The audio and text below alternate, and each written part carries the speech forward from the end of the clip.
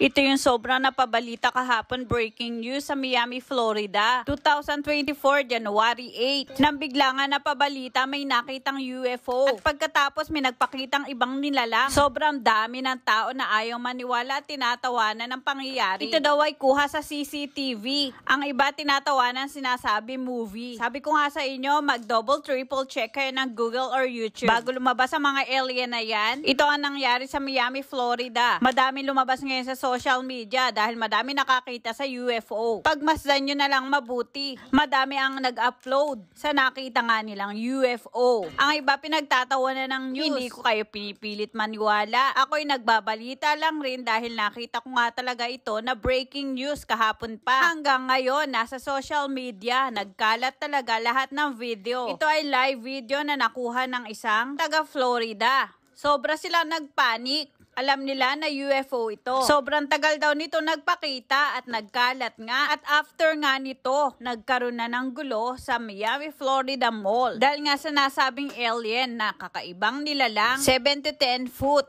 Madaming pulis ang nagdatingan, halos 300 police cars, mga bumbero at ambulansya. Bago nga daw nagpakita ang aliens, ito nga daw ang unang nakita ng mga tao sa kalawakan. Alam na nilang UFO. Madami rin na nakakuha ng live video. Kaya hindi talaga nakakapagtaka na meron talagang aliens. Pakicheck nyo na lang po ang news sa YouTube at Google. Alien spotted, Miami, Florida.